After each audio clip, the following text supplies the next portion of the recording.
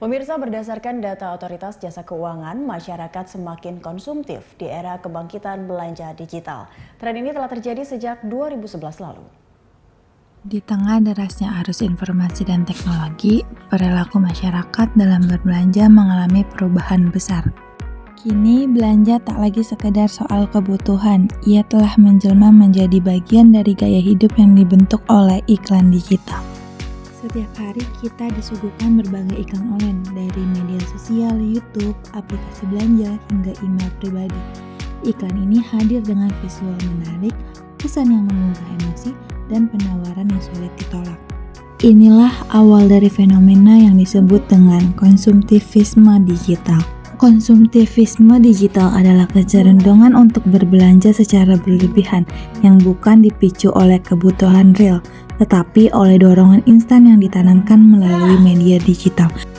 Menurut laporan dari Kompas Indonesia menunjukkan bahwa sepanjang 2023, nilai penjualan produk perawatan dan kecantikan di 3 e-commerce utama mencapai lebih dari 28 triliun rupiah, di mana hampir setengah dari total penjualan produk FMCG. Angka ini menandakan dominasi besar iklan digital dalam mempengaruhi keputusan belanja. Iklan digital memiliki berbagai bentuk, mulai dari floating ads yang melayang, pop-up yang tiba-tiba muncul, hingga retargeting ads yang terus membuntuti kita dari suatu aplikasi ke aplikasi lainnya. Setiap jenis iklan ini dirancang untuk satu tujuan, yaitu untuk menciptakan keinginan membeli, bahkan ketika kita tak sadar benar-benar butuh.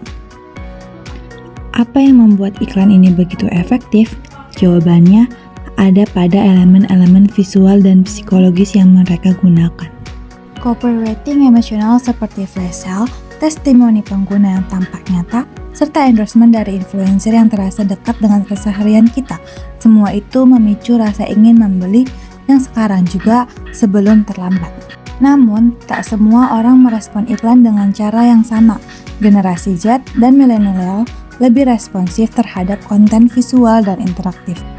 Perempuan juga sering terpengaruh oleh elemen estetika dan emosional, sementara laki-laki fokus terhadap logika dan spesifikasi. Latar belakang sosial ekonomi juga memainkan peran, di mana kelas bawah cenderung tergoda oleh diskon, sementara kelas atas mencari prestis atau eksklusivitas. Sayangnya, di balik semua kemudahan ini tersembunyi risiko besar, di mana konsumtivisme digital menyebabkan banyak orang terjebak dalam pola belanja impulsif, mengabaikan tabungan, bahkan terjerat utang melalui fitur pay later atau kredit digital. Tanpa disadari, kesejahteraan finansial jangka panjang mulai tergerus.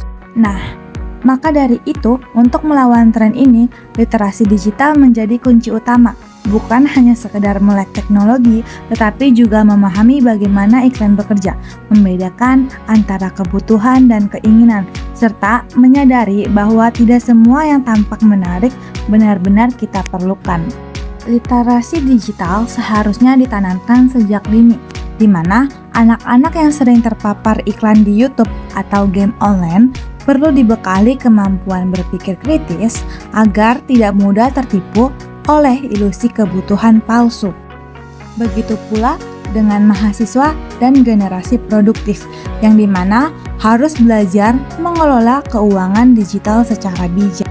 Lalu, apa yang bisa kita lakukan?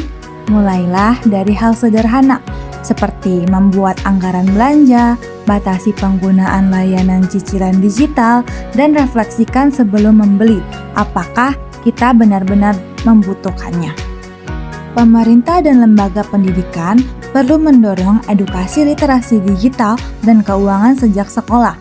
Sementara, pelaku industri digital sebaiknya lebih etis dalam menjalankan strategi pemasaran, seperti memberikan informasi yang jujur, transparan, dan tidak manipulatif.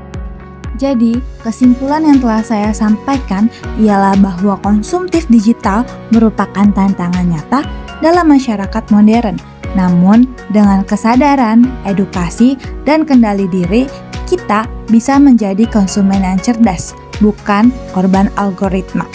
Jadilah manusia digital yang tidak hanya terkoneksi, tetapi juga terkendali karena di balik setiap klik ada pilihan untuk boros atau untuk bijak.